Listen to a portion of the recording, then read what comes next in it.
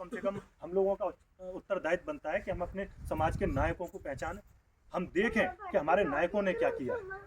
भैया मैं आपको लग सकता है कि मैं यहाँ पर खड़े होकर भाषण दे रहा हूँ, भैया मैं भाषण देने में विश्वास नहीं करता। मैं विश्वास करता हूँ कि कम से कम जो हृदय की जो पीड़ा है, जो मैं क्षेत्र में घूमता हूँ, आपके आसपास के पूरे क्षेत्र में भी घूमा हूँ, और यहाँ से लेकर के जब मैं अपने समाज की स्थिति देखता हूँ, और सच्चाई यह है कि करीली में घटना हुई थी, आप सब लोगों को पता है। मैं उस करीली की घटना में जब गया था, मैंने देखा वहाँ पर जाकर के उस परिवार से अब भी मिला और पहले भी मिला, परिवार की क्या स्थिति। उससे पहले पिंकी लोधी की घटना हुई थी कि एक पिंकी लोधी का बलात्कार करके सर में गोली मार करके हत्या की थी। ये ऐसी घटनाएं क्यों होती हैं, कभी आपने सोचा? इसलिए ऐसी घटनाएं होती हैं क्योंकि हमारा समाज एकजुट नहीं है। आप अगर मैं बात करूं, चंद्रशेखर आजाद बना, वो चंद्रशेखर आजाद या रावण वो किस वजह से बना? वो अपने समाज की वजह से बना। सबसे पहले आज अगर कहीं पर कोई घटना हो जाती है तो सड़कें जाम हो जाती हैं,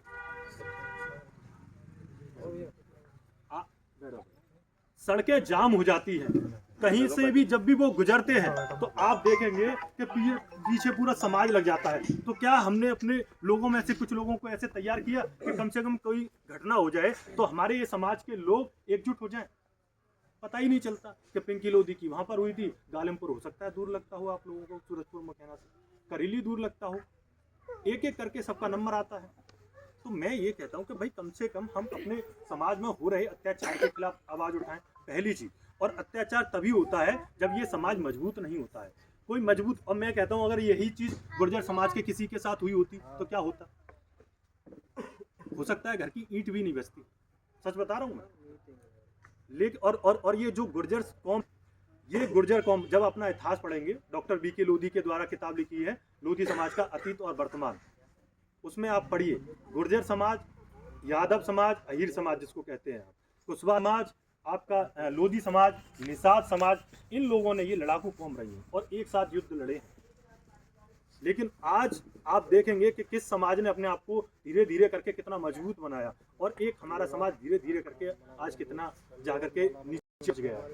तो भैया इन चीज़ों को हम लोगों को सोचना पड़ेगा। और मैं आप लोगों को एक और छोटा सा इन्विटेशन ये भी देना चाहता हूँ। देखो मंच, मैं लोधी समाज का, मुझे प्रदेश कार्यकारी प्रदेश अध्यक्ष भी बनाया है, और कल मुझे ओबीसी महासभा का प्रदेश महासचिव भी बनाया है। उससे पहले भी कई संगठन हैं ऐसे, उनमें मैं जुड़ के लगातार काम कर रहा हूँ। जितना हो सकता है हर मंच पर जाने की मैं कोशिश करता हूँ, क्योंकि मेरे अंदर ऐसा नहीं है कि ये मंच अलग है या वो मंच अलग है। हो सकता है क्योंकि हमारा समाज कम से कम आप देखेंगे इसमें 5-10 हज़ार ऐसे संगठन होंगे कि भाई ये संगठन है तो इसमें मैं क्यों जाऊँ, और ये संगठन है जो ये तो इनका संगठन है तो मैं इसमें क्यों जाऊं। तो भैया मेरा सबसे ये भी अपील है कि आप सभी संगठनों में, सभी मीटिंगों में जाइए, आप कम से कम कुछ ना कुछ सीखने को मिलेगा। और सबसे बड़ी बात कि आप एकजुट होइए, कम से कम अपने गाँव में जो चीज़ें हैं आप अपने गाँव में एकता बना सकते हैं। ये छोटी छोटी जो मेढ़े हैं आप उन्हीं को छीलते रहते हैं पूरे समय, और इन छोटी छोटी खेतों में चलो दवाई मार आते हैं, ये कराते हैं, बस काम किया, और ऐसा मुझे लगता है शायद यहीं लोट मारते हों, और शाम को हो सकता पानी का बढ़िया इंतजाम कहीं नुक्कड़ पर हो रखा होगा, उसका सरकारी नल या बेसन, और वहीं पे गिलास पड़ेंगे, वहीं से फुटफुटाया और कर दिया, फिर आ गए। तो ये चीज़ें हो रही हैं। आप, मैं धर्मपुर बेल्ट पे जाता हूँ, और धर्मपुर बेल्ट पे वहाँ पे गए, एक बरूले की दुकान लगी हुई है, वहीं पे नल है, वहीं पे बस खाली बरूले की दुकान सिर्फ अपने लोग चला। एदलपुर गांव है, एड्रेस ही बता देता हूँ आपको, एदलपुर गांव है, पूरा आराम से धुत पड़ा है। शेरपुर गांव है, अगला कौन का गांव है? लोधियों के गांव है, पूरा धर्मपुर बेल्ट लोधियों का है।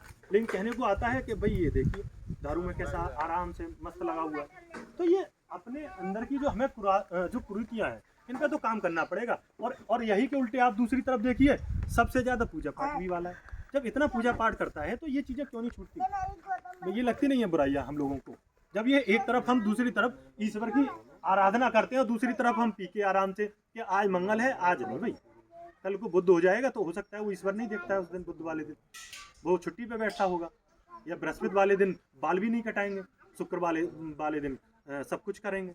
तो क्या ईश्वर तो हर दिन देख रहा है ना भाई? ईश्वर हमारे घर में है, हमारे माता, जैसे विष्णु भैया ने बात बोली, हमारे घर में है। आप मानिए जिनको भी मानना है, लेकिन कम से कम ऐसी बुराइयों को तो दूर कीजिए। अपनी जो बेटियां हैं, अब हमारे बीच में एक बेटी बैठी है जो पंकज लोधी इनका नाम है, अब ये बैठी है, अब ये कम से कम शिक्षण एक ऐसे संस्थान से के साथ में जुड़ करके काम कर रही है। हमारे समाज से कहाँ बेटियां निकल के पहुंच पा रही है? हम अपनी बेटियों को पढ़ाते नहीं, बस यहीं पे ही हमारे साथ में हम भी धान रोप रहे हैं, हमारी बेटियां भी धान रोप रही हैं और हमारे सब लोग बच्चे भी उसी में धान रोप रहे हैं। और ये तो छोड़ दीजिए, अब तो ये समय आ गया है, मैं देखता हूँ कि पहले तो अपने खेतों में धान रोपते थे, अब तो जगह जगह दूसरे खेतों में जाकर के धान रोप रहे हैं हमारे बच्चे। क्यों रोप रहे हैं? क्योंकि हमारे पास में जमींदारियां थी, खेती किसानी थी, यही जानते थे और यही सीखी हम लोगों ने। लेकिन आज वर्तमान युग बदल रहा है, डिजिटल युग है, ये एआई का जमाना है ये, तो इसमें कम से कम, और भैया पहले हम खुद में बदलाव लाते तभी हम दूसरों में बदलाव लाने की बात कर सकते हैं। पहले पढ़े हैं भैया, डिप्लोमा किया, बीटेक किया, एमटेक की, एक और एमटेक की, अलीगढ़ मुस्लिम यूनिवर्सिटी से पढ़े, 96% है, गवर्नमेंट ने फंड किया, 3 लाख रुपए गवर्नमेंट ने दिए। तो पहले एजुकेशन हासिल की, ऐसा नहीं कि आप लोगों के बीच में आकर के आप लोगों को बोल रहे हैं। इसलिए कह रहे हैं रास्ता बहुत आसान है और पढ़ाई में इतना पैसा नहीं लगता जितना हम लोग सोच रहे हैं। अब देखिए ये भैया लोग आए हैं और अगर कोई बच्चा की अगर कोई एजुकेशन पूरी ना हुई हो या बीए कर रखी हो, अभी कुछ ना कर रहा हो, या 12th कर रखी हो, आगे ना पढ़ पा रहा हो, तो इनके साथ में जुड़िए। 8-8, 9-9 महीने का कोर्स है, वो कोर्स कीजिए और कोर्स करने के बाद में और 2000 रुपये आपको किराए भाड़े के भी मिलेंगे उल्टे, आपको कुछ देना भी नहीं है। व्यवस्था बस यहाँ से जाना है, महीने में 20 दिन 15 दिन आप जाइए और उसके बाद में उस कोर्स को कीजिए और कोर्स करने के बाद में अपने रोजगार की तलाश भी हो सकता है वहीं से प्रबंध हो जाए, अच्छा पढ़ने वाले हों तो। कितना अच्छा काम कर रहे हैं और शिक्षा के लिए अब घर तक आ रहे हैं। इसमें से देखो सामने बैठे हम भी बुला के लेके आए। तो इन चीज़ों के बारे में भैया मेरी हाथ जोड़ के आप लोगों से विनती है, अपने समाज को मैं जब देखता हूँ तो मुझे ये देखा नहीं जाता मेरा समाज कि इस प्रकार से जिस हालात में है। और हम लोग नेता के पीछे हम लोग बहुत ज़्यादा लगते हैं और नेताओं के पास में ना तो इस क्षेत्र के कोई एजेंडे हैं, कोई एक आध एजेंडा लेके आता है कि मैं डिवाई विधानसभा क्षेत्र में यदि मैं जीतता हूं तो ये कार्य कराऊंगा। कोई है एक किसी के पास में कोई मॉडल? ना आपको मॉडल दिखाई देते, ना बात दिखाई देती। कोई हिंदुत्व के नाम पर वोट मांगता है और कोई हाथ जोड़कर पाँव छू करके ही वोट मांग लेता है बस खाली। ना आपके जिला पंचायतों के पास में कोई रहता है, ना प्रधानों के पास कोई एजेंडे है कि गाँव में 4 काम कौन कौन से कराने पड़ेंगे। तो ये जो बन रहे हैं, और मैं आपको कई ऐसी चीज़ें गिना सकता हूं जो क्षेत्र में होनी चाहिए जो हमारे क्षेत्र में नहीं है। हम लोगों ने तो पूरा मॉडल तैयार किया है। अगर क्षेत्र में हमारे बस 5 हमारे जो कार्य हमने तैयार किए हैं, ठीक है, अगर 5 उनमें से सिर्फ 5 काम हो जाए तो आपका ये जो क्षेत्र है ना वो आपको अलग देखने को मिल सकता है, इसकी सूरत बदलती हुई दिखाई देगी। आप देखिए दिल्ली एनसीआर में 23 जिले पड़ते हैं। इन 23 जिलों में एक बुलंदशहर जिला भी है जो सबसे ज़्यादा पिछड़ा हुआ जिला है। वो क्यों है? कभी हम लोगों ने विचार नहीं किया। अब दूसरा देखिए बागपत को देखिए, आज गाजियाबाद को देखिए, आप हापुड़ को देखिए, आप फिर उसके बाद में गुड़गांव पड़ता है उसके आसपास में, उनको देखिए, मुजफ्फरनगर को देखिए आप। ये एनसीआर के हिस्से हैं, इनमें मेट्रो आ रही है, इनको स्मार्ट सिटी बन रही है। और हमारा ये बुलंदशहर क्षेत्र जो एनसीआर का हिस्सा है, नॉर्थन सेंट्रल रीजन का, और इसमें क्या है, इसमें आप यदि यहाँ पर अगर कोई घटना हो जाए तो भैया अभी अब दादा बैठे हैं, अगर कोई घटना हो जाए कहाँ लेके जाएंगे बताओ दादा? अगर एक घटना हो जाए इस क्षेत्र में ही, यदि यहीं पे सड़क पे एक्सीडेंट हो जाए या किसी को डेंगू हो जाए, कहाँ लेके भागेंगे? अलीगढ़ या बुलंदशहर। अलीगढ़ या बुलंदशहर तो छोड़ दीजिए, अलीगढ़ लेकर के जाते हैं अलीगढ़। और ये कब से हो रहा है? आज़ादी को 75 वर्ष हो चुके हैं, आज़ादी को हुए 75 वर्ष हो चुके हैं। और छोटी बीमारी हो जाए, डेंगू भी हो जाए और मलेरिया जैसी बीमारी हो जाए, छोटा सा एक्सीडेंट हो जाए, और अगर कोई गर्भवती महिला हो ने थोड़ा सा केस बिगड़ जाए, कहाँ लेके जाएंगे? अलीगढ़।